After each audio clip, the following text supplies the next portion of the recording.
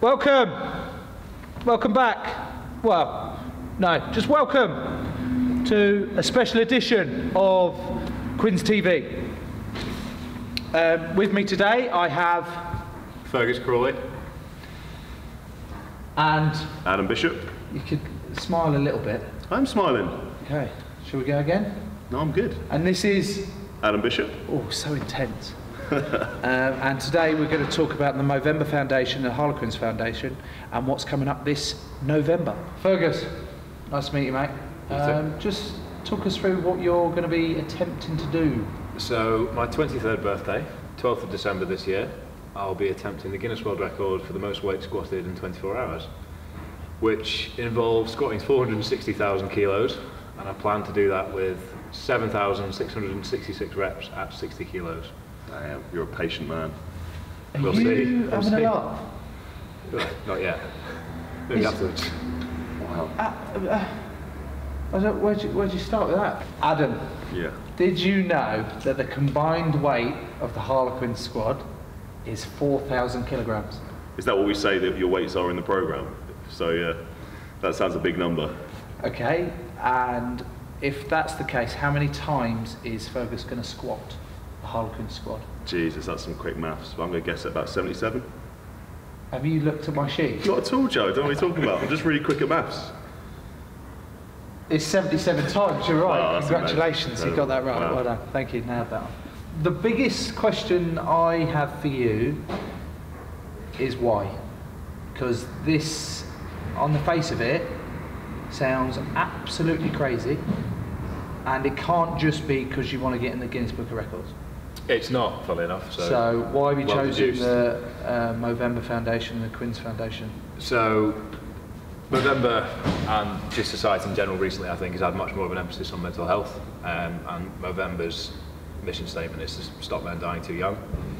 And in 2016, I was almost one of the men that died too young, as I tried to take my own life due to an overall lack of fulfillment coming from different aspects of my life.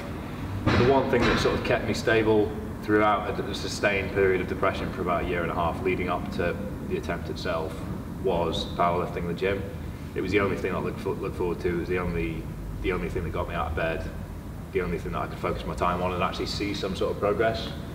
Because I've always wanted to see self-development, upward curve, and just know that I'm improving day by day.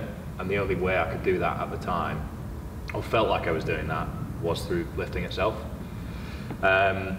Obviously, I learned a lot from getting to the stage that I did, and the main thing being was that I was an idiot for not saying anything to anyone, because I thought people's expectations of me and my expectations of myself were undermined by me doing what I did, and the fact that I was even depressed made me disappointed in myself. So I just compounded myself emotionally to the point where I actually tried to take my own life.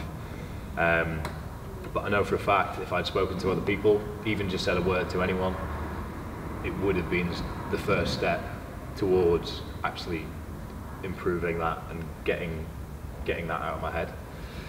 So funnily enough, the first words I said out loud were to a dog.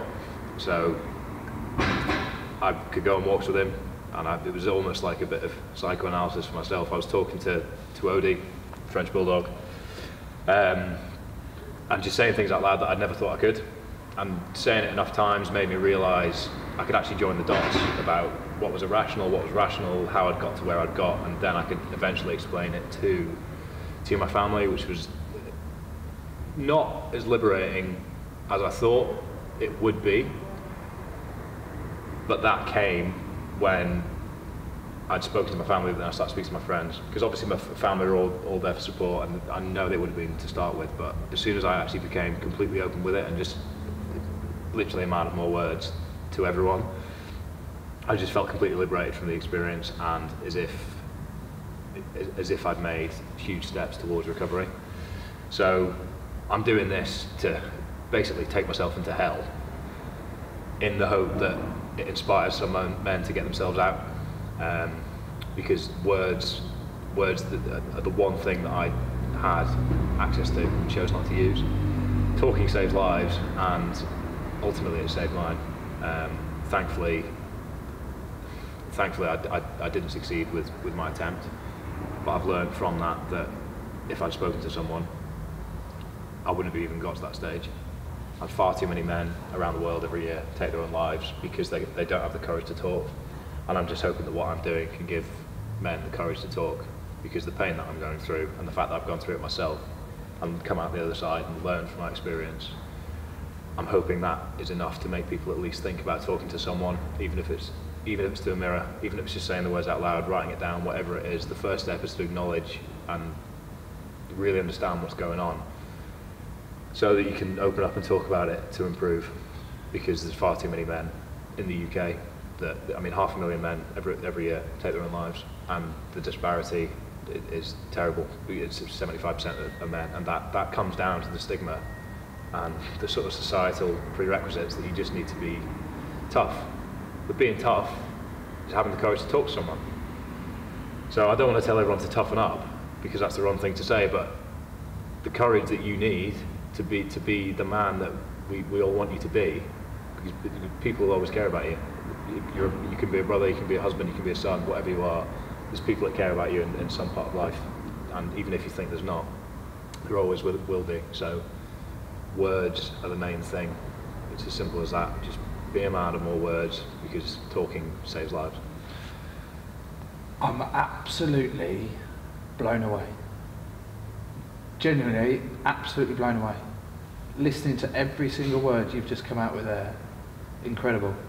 And hopefully that people watching this, even before your attempt, hearing you speak like that, will be inspired to actually be like, no, I am going through a bit of trouble, and yeah, I could do with a helping hand. I hope so. Hugely powerful. Yeah. And, you know, let's get right behind you, mate, especially on that day, because you're going to need a lot of help for those 24 hours. I am. Support Fergus in his 24 hours of power! Adam Bishop! Fergus Crawley! You can find details here. Yeah.